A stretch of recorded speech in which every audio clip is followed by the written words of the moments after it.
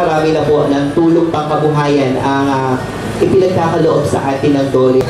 Yan po ay malaking bagay o malaking katulungan sa ating mamamayan, lalo na sa mga maliliit na negosyante na katulad ng mga tatanggap ngayon.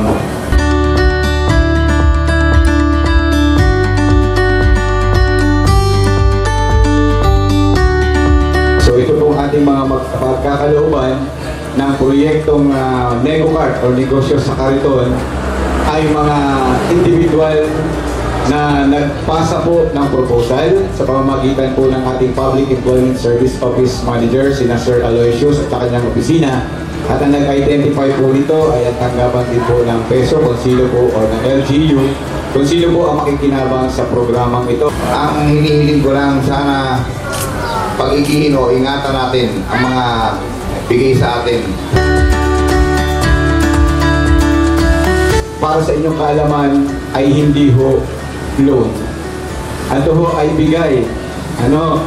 Kaya minarapat din po na ang bawat individual na mabibigyan ay meron ding parte. So ibig sabihin ang ilalaman po doon sa inyong mga kariton na yan ay manggagaling na sa inyo. Sa mga negosyante natin ngayon, magpursige lang at magsipag. Dadating ang panahon, lalaki rin kayo at aangat. Pag-ibayuhin natin ang pagpapatakbo ng inyong maliit na negosyo. Hindi naman maaari na tayo yung unlad ng biglaan. Kailangan din ang tiyaga. Susi po dyan ay tiyaga. Ang pagbubunyagi upang maging matagumpay po tayo sa ating larangang negosyong pinapasok. Next year, kung magkita pa tayo, sana naman hindi tayo magiging mga bulag. Hindi tayo mabulag next year. Marami na tayo nag-eyeglasses dyan. Ay makikita ko pa itong negosyo na ito na lumalago at nakakatulong sa mga pamilya.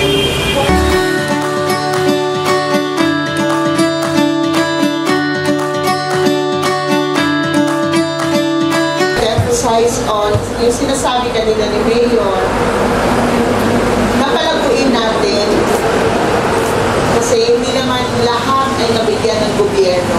Kasi yung relasyon ng Department of Labor at kay Mayor dito, hindi naman yung papapuputol eh. Hanggat merong local government unit at hanggat merong Department of Labor na merong allocation, magkaroon po kami ng proyekto kay Mayor.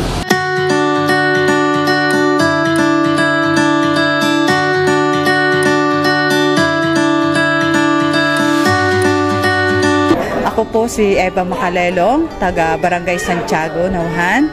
Ako po ay nagpapasalamat dahil isa po ako sa napili na magkaroon po ng food cart. Salamat po sa kay Mayor, kay Madam din po na ng DOLE, na ako po ay talaga pong nabiyayaan po ng ganito. Totoo lang po, ako po ay nagtitinda nga po ng lutong merienda at yun po talaga ay binibitbit ko, lakad po ako umaga, sa hapon din po dahil kailangan ko po iyon dahil meron nga po akong pinagka-college at ako po ay solo. Kaya po ako nagpapasalamat dahil isa pong napakalaking tulong ito sa akin.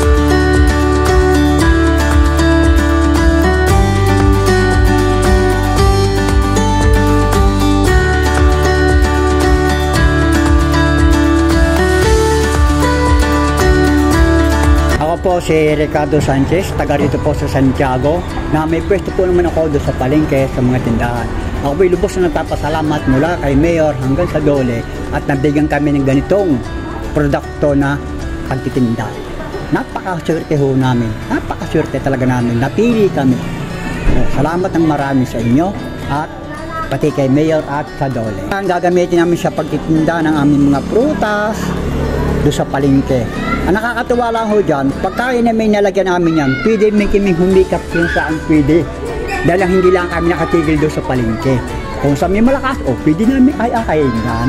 Yan ang napakaganda. Isang malaking tulong yan sa ginawa sa amin ni Mayor at Nando. Maraming salamat.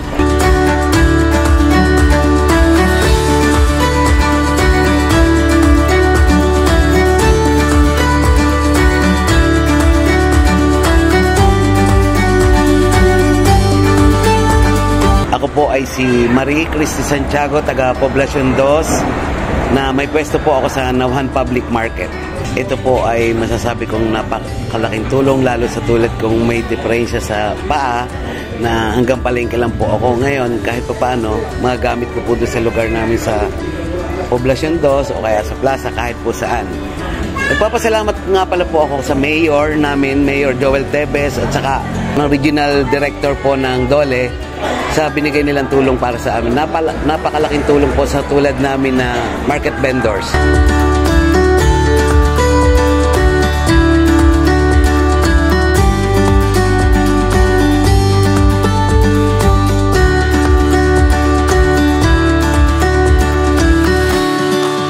So napakalaking tulong po ng NegoCart project na ito, lalo tigit po sa mga manininda namin sa pamilihang bayan ng Nauhan, na kung saan magkakaroon sila ng alternatibong paraan kung paano po nila maibenta ang kanilang mga produkto na hindi lamang po nakatali sa pagtitinda sa palengke.